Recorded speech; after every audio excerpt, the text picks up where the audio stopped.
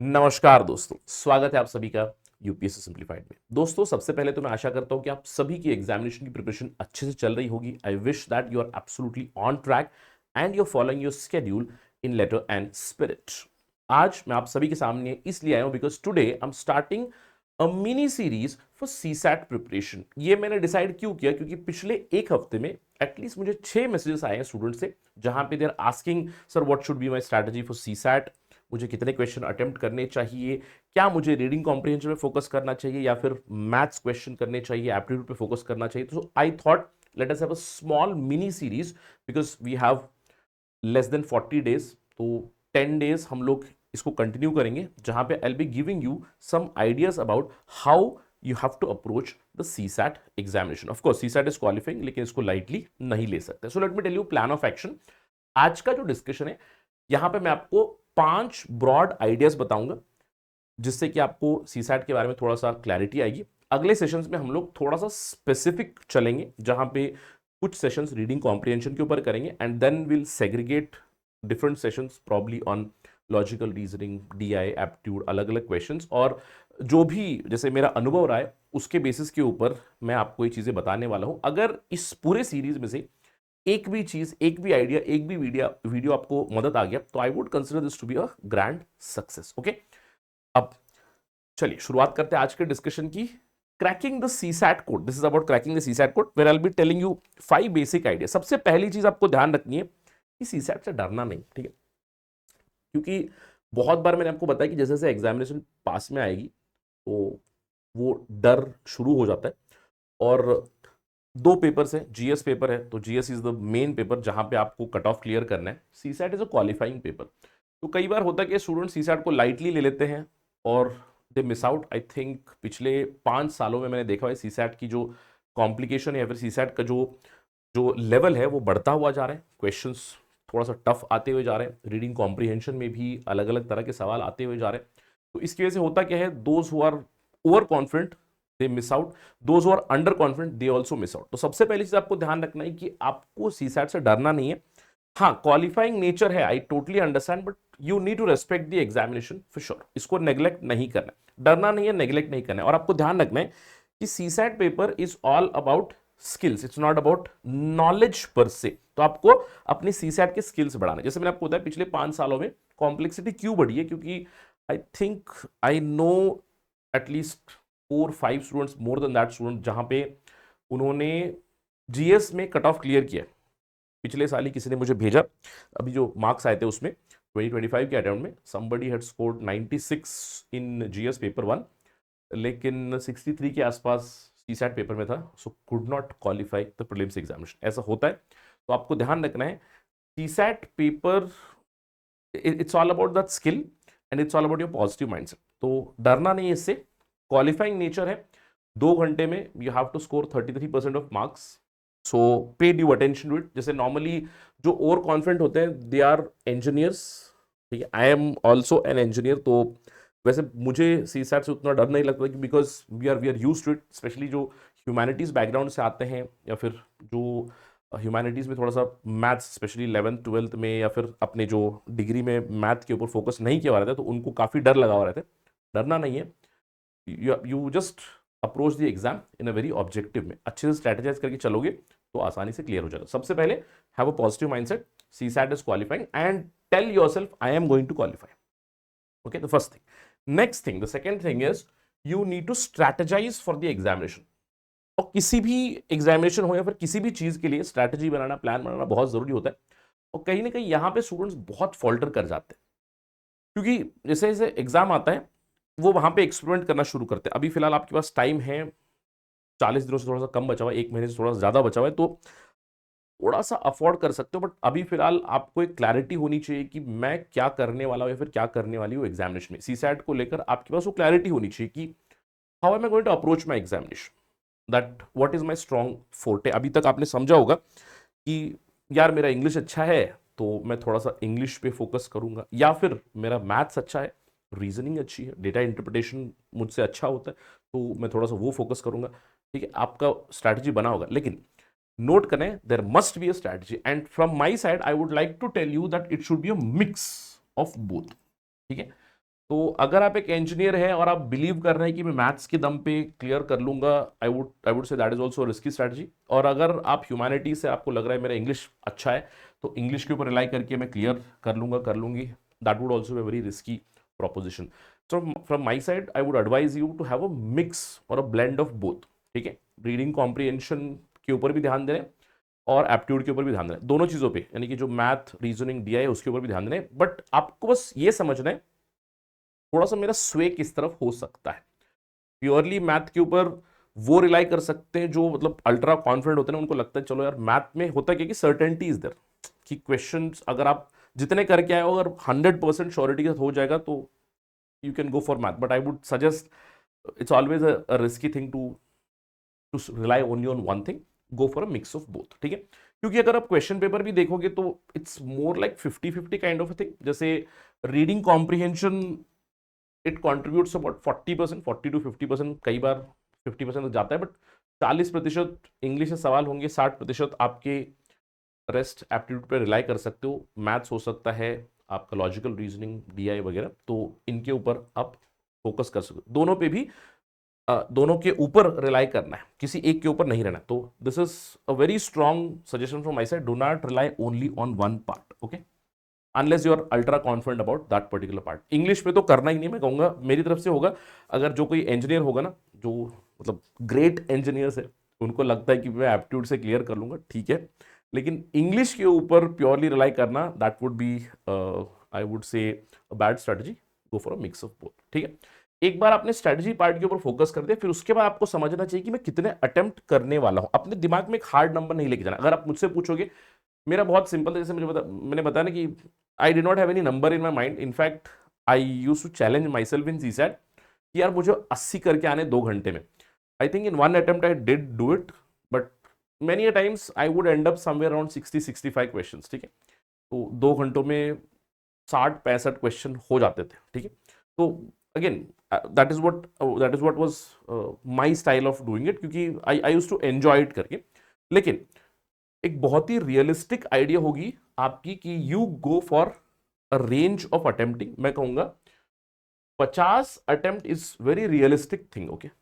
मतलब कितने सवाल होते हैं? 80 सवाल होते हैं, यू हैव 80 क्वेश्चंस, तो 80 में से 50 टारगेट कर सकते हो। ठीक है, क्यों? क्योंकि एक सेफर साइड पे स्कोर चाहिए। मुझे लगता है कि 80 would be a safer score, क्योंकि you have to qualify, you need 67+। ठीक है, 33% ऑफ मार्क्स चाहिए, तो 80 एक सेफ स्कोर है। तो यहां पे सीसैट में बहुत जरूरी चीज है that you are more accurate. तो अपनी एक्यूरेसी को बढ़ाना है। अब ऐसा नहीं कि गलती नहीं करना है, देखो गलतियां तो होती रहती है। इनफैक्ट मैं तो कहूंगा मैथ्स में भी बहुत सिली मिस्टेक्स होती रहती है। कई बार होता ही है, आंसर ढूंढ लिया है, बी को टिक करना है, सी को टिक करना है, ऐसे सिली मिस्टेक्स कई बार होते रहते हैं। अवॉइड करना है इसको, but still you need to understand that there can be errors, but उस एरर मार्जिन को कम करना है। CSAT is all about accuracy. जितना ज्यादा एक्यूरेटली आप करोगे, जैसे बहुत ही सिंपल लेवल पर पता है मैं स्टूडेंट्स को क्या बताता हूँ, यार कितना सवाल करना है तुमको, सवाल कितना करना, 27-28 सवाल करोगे हो जाएगा एग्जाम। 80 में से इफ यू गेट 30 राइट, खत्म है, खेल खत्म है। ठीक है, तो क्या ही टेंशन है, you need to get 30 right. तो अगर 30 राइट कर लोगे तब तो काम ही खत्म है। लेकिन कई बार होता क्या है कि वो नेगेटिव मार्किंग को नहीं समझ पाते। देखो जैसे let me just give you an example what happens is in GS paper, we all know a simple formula. अगर एक सही कर लिया तो 2 मार्क मिलेगा, अगर एक गलत कर लिया तो 0.66 मार्क्स कट जाएगा। ये करेक्ट है।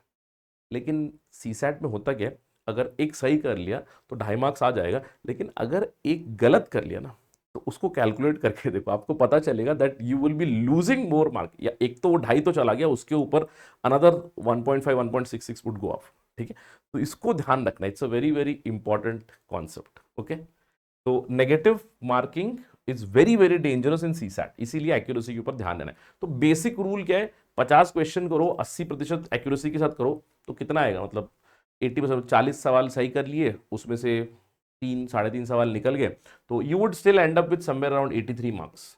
ठीक है, अगर ये स्ट्रैटेजी पे जाओगे ना, 50 क्वेश्चन करोगे, 80% एक्यूरेसी, तब भी 83 मार्क्स आ रहा है। ठीक है, बट अभी जैसे रिसेंटली मेरी एक स्टूडेंट से बात हुई, उन्होंने बताया कि सर मैंने 50 क्वेश्चन किए और 16 गलत किए। मैंने बोला अगर 50 क्वेश्चन करोगे 16-17 गलत करोगे तो वो लटक जाओगे ना उस रेंज में।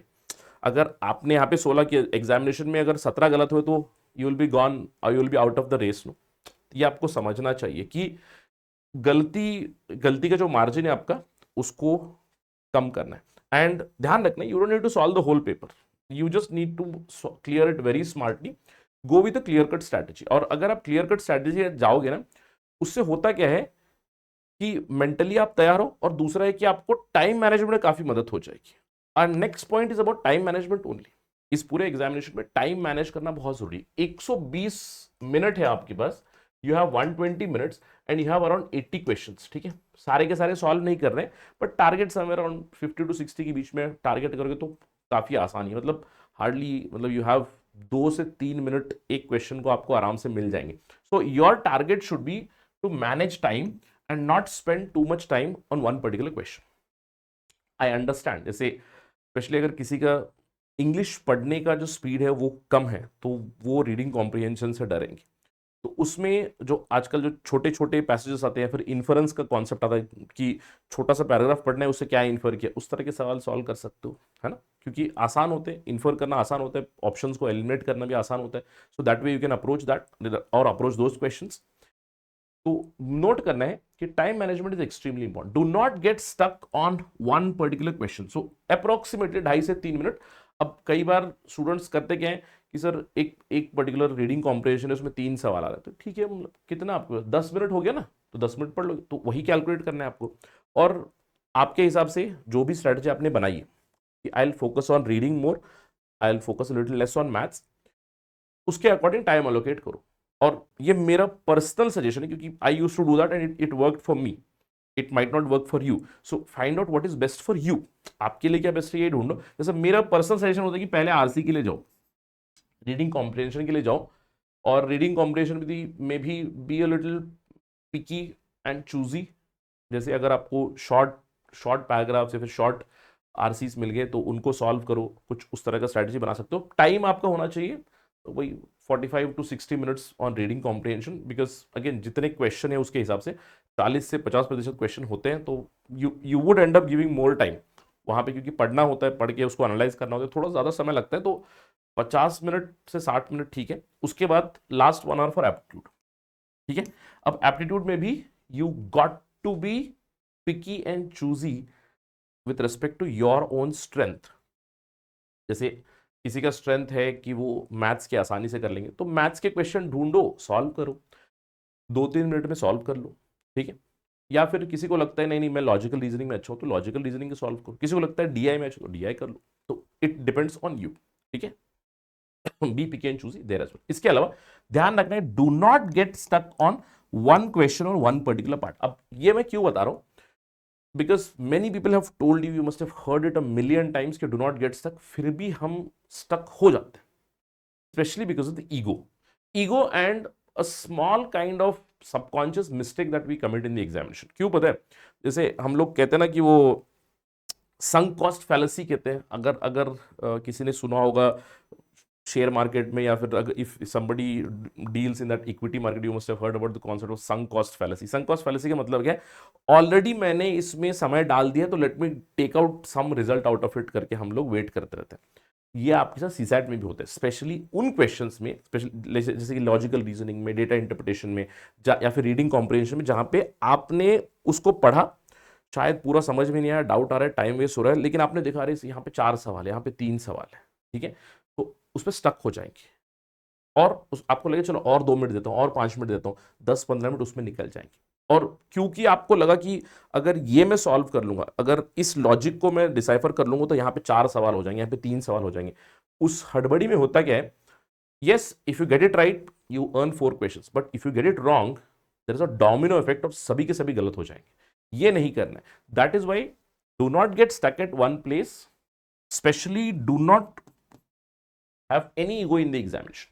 ठीक है, अब किसी को लग रहा होगा, कभी कभी लगता है ये कैसे सॉल्व नहीं कर सकता, मतलब what kind of a candidate I am, ये मुझसे सॉल्व नहीं हो रहा है। कोई दिक्कत नहीं है, अंडर प्रेशर बहुत सारी चीजें होती है, बहुत ही सिली चीज दिखाई नहीं देती है, तो खुद को वहां पे जज ही नहीं करना है। नहीं आ रहा है, चलो छोड़ो और आगे बढ़ो बस। ठीक है, ये ध्यान रखना है। क्योंकि मैंने बताया ना 80 क्वेश्चन है, 80 में से 50 निकालने यार, अगर एक क्वेश्चन पे अटक जाओगे तो वहीं पे अटक जाओगे ना, ये नहीं करना। Okay, make sure that you have this habit in mock test also, कि टाइम मैनेजमेंट मेंटेन करें और आगे बढ़ते जाए। ठीक है, और एक और भी पूछते हैं कि सर कि गोले लगाए क्या, वो मैं तो कहता हूं अगर क्वेश्चन सॉल्व कर लिया उसको वहीं पे टिक कर लो यार प्लीज, ये मेरा मेरा खुद का एक बायस रहता है हमेशा।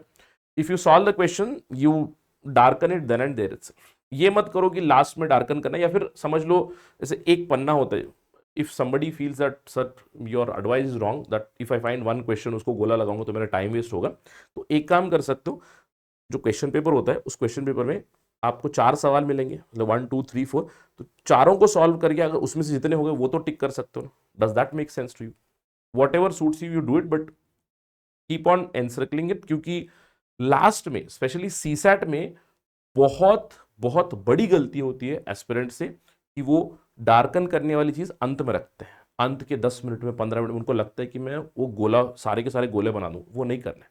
ठीक है, make sure you solve and darken the circles simultaneous, साथ में चलें। इसके अलावा फाइनल चीज है, बहुत ही सिंपलेस्ट फॉर्मूला है, ठीक है, कि सर कैसे पढ़ूं।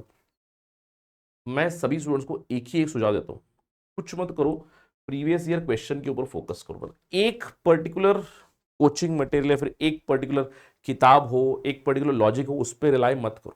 ठीक है, सिंपल चीज है कि आपके पास अभी बहुत टेम्पलेट है, जैसे 10-15 साल का क्वेश्चन है। I think when we used to give CSAT, हमारे पास हार्डली मतलब 4 साल का पेपर होगा ना, 4 साल 5 साल के पेपर थे।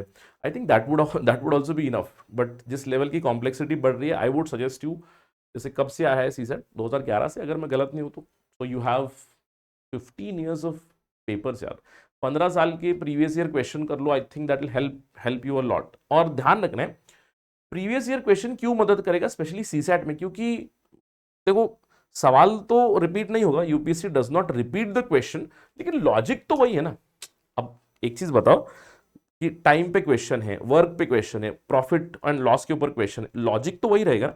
डेटा थोड़ा सा बदल गया, फिर पैटर्न क्वेश्चन का बदल गया। ऐसा नहीं है कि आपको वो कैट लेवल के सवाल आ रहे हैं जहां पे बहुत ही हाई हाई फंडे का लॉजिक आपको लगाने, उस तरह के सवाल तो नहीं आएंगे। शायद एकाध वहां पे हो सकते हैं सवाल उस लेवल के, but you don't have that complicated aptitude questions, that complicated RC also in your CSAT examination. So the logic repeats itself. So learn from the UPSC CSAT style itself.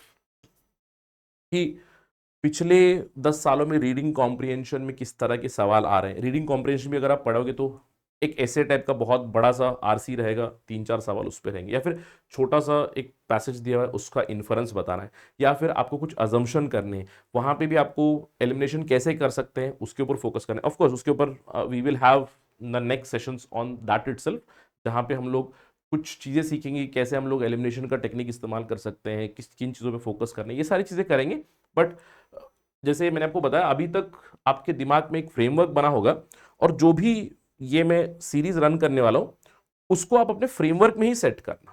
ठीक है, whatever benefits you, just take that from the series and just mould your own framework, and if you do not have any framework you can actually follow this as well. Okay, do I make sense to you? ठीक है, तो that is it in today's session. जैसे मैंने आपको बताया कि broad understanding आपको आ गई होगी कि मुझे किस तरह से अप्रोच करना चाहिए, जो भी आपके सवाल थे, कितने अटेम्प्ट करने चाहिए, क्या मुझे आरसी पे रिलाई करना चाहिए, क्या मुझे एप्टीट्यूड पे रिलाई करना चाहिए।